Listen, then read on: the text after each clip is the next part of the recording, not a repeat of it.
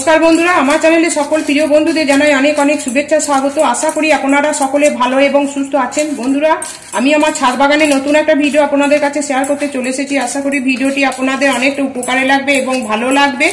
বন্ধুরা, আমি যেটা শেয়ার করব আজকে আপনাদের কাছে সেটা হচ্ছে রঙ্গন গাছ। এই দেখুন, এই রঙ্গন গাছ হচ্ছে খুবই বন্ধুরা খুব কষ্টসহিষ্ণু। মাটিতে থাকলে এই গাছের বিশেষ পরিচর্যা প্রয়োজন হয় না, কিন্তু টবে থাকলে সামান্য যত্নের প্রয়োজন হয়। জল ও তুলনামূলক অনেক কম লাগে। যারা ছাদ বাগান পছন্দ করেন তারা ছাদে দু একটা এরকম রঙ্গন গাছ টবে রাখতে পারেন। এতে ছাদের সৌন্দর্য অনেক বৃদ্ধি পায়। এর চাষ পদ্ধতিও সহজ। ফুল ফোটা শেষ হয়ে গেলে বন্ধুরা রঙ্গন গাছ ছেটে দেওয়া ভালো। আমি দেখুন সব ছেটে দিয়েছি। এটা আমার ফুলটা হয়েছিল, এটা হচ্ছে লেবু কালারের এই ফুলটা। 1 থেকে 1.5 বছর অন্তর গাছের শিকড় কাটাই ছাটাই করতে হয়। বন্ধুরা, আপনি 8 ইঞ্চি টবে প্রতিস্থাপন করলেও 1 থেকে 1.5 বছর পরে আপনাকে 10 থেকে 12 ইঞ্চি টবে স্থানান্তরিত করতে হবে। তবে আপনি চাইলে বড় পাত্র নিতে পারবেন। অবশ্যই যেন ছিদ্র থাকে, তা না হলে জল জমে গাছটি মারা যেতে পারে। তাই বন্ধুরা, এই গাছ খুব সূর্যালোক পছন্দ করে, তাই 6 থেকে 8 ঘন্টা সরাসরি সূর্যের আলোতে রাখবেন। জৈব সার রঙ্গন গাছের জন্য আদর্শ। এতে গাছ বেশি দিন স্থায়ী হয়। মাসে 1 থেকে 2 বার মাটি ছুটিয়ে দিতে হবে। প্রতিস্থাপনে কিছু মাস পর থেকে টবের ওপরে জৈব সার মেশানো উচিত, কারণ এটি দুটি প্রয়োজনীয় কাজ করে। একটি স্বাভাবিকভাবে মাটির পিএইচ বজায় রাখতে সাহায্য করবে এবং ভালোভাবে শুকনো মাটিতে আর্দ্রতা বজায় রাখতে পারবে। বন্ধুরা, আমি এখানে দেখুন, এখানে যেটা আজকে দেবো সেটা হচ্ছে 1 বছরের পুরনো গোবর সার, আর হচ্ছে এখানে আছে শশার খোসা শুকনো, আর এখানে আলুর খোসা সেটা শুকনো, আর একটু নিম খোল।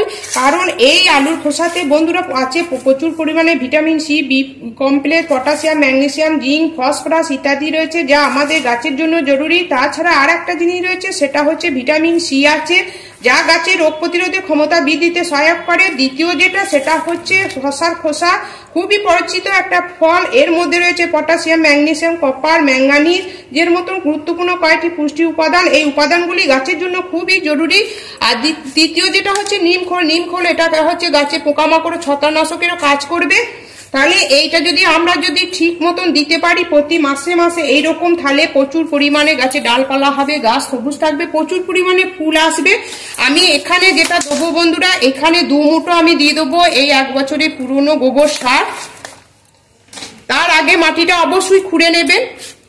তারপর এখানে 1 মুঠো দিয়ে দেবো এইরকম শশার খোসা।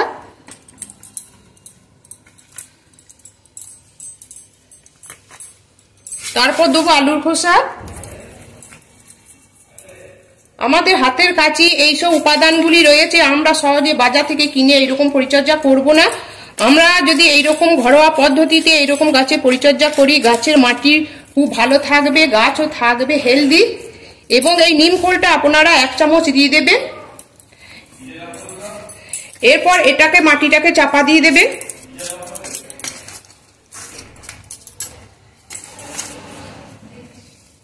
বন্ধুরা, আর একটা যেটা বলবো, প্রতি মাসে মাসে 1 চামচ করে আপনারা চা পাতা দিয়ে দেবেন। চা পাতা দিয়ে দিলে গাছে প্রচুর পরিমাণে নাইট্রোজেন পাবে, গাছকে রাখবে সবুজ ও সতেজ। বন্ধুরা, জৈব সার ব্যবহারে গাছের ফুলের পরিমাণ বৃদ্ধি পায়, কুড়ি ঝরা রোধ হবে, ম্যাগনেসিয়ামের অভাবে পাতা হলুদ হয়ে যায় সেটাও হবে না। তাই 10 থেকে 12 ইঞ্চি টবের জন্য গাছের জন্য আপনারা ওইরকম 2 মুঠো জৈব সারও দেবেন। আর আমি যেগুলো বলে দিলাম, 2 মুঠো আলুর খোসা 2 মুঠো দিয়ে দেবেন, এই শশার খোসা 1 চিমটি দিয়ে দেবেন, 1 চামচ দিয়ে দেবেন নিম খোল, এটা দিয়ে দেবেন। আর এর পরিবর্তে আপনারা দিতে পারেন হাড় গুঁড়ো, শিংকুচি, পাতা পচা সার, সরিষার খোল। এটা 2 মাস অন্তর বা 1 মাস অন্তর আপনারা ব্যবহার করতে পারেন। বন্ধুরা, প্রতি ডালের আগাতে যে ফুল শেষ হয়ে যাবার পর আগার ডাল ছাঁটাই করা প্রয়োজন, তাতে আরো নতুন ফুল উৎপন্ন হয়। এছাড়া গাছের সমস্ত ফুল শেষ হয়ে যাওয়ার পরে গাছটি কয়েক ইঞ্চি পর্যন্ত ছেটে দেওয়া উচিত। গাছের মাটিতে প্রতি 2 থেকে 3 বছর অন্তর পরিবর্তন করা প্রয়োজন। মাটির পরিবর্তন আদর্শ সময় হচ্ছে বন্ধুরা শীতের শেষে আপনারা মাটি পরিবর্তন করবেন। গাছের ফুল আসা শুরু হলে নিয়মিত গাছের গোড়ায় জল ও সার দিতে হবে। এরপর আমি এই গাছের তলায় আমি এই গাছ যেটা সারটা দিলাম, এরপর আমি জল দিয়ে দেবো। তাই আপনারা এরকম আমার মতন এইরকম জৈবিক পদ্ধতিতে গাছের পরিচর্যা করুন। তাই যে সমস্ত বন্ধুরা আমার এই ভিডিওটি এতক্ষণ ধরে দেখলেন, তাদের নিশ্চয়ই ভিডিওটি ভালো লেগেছে।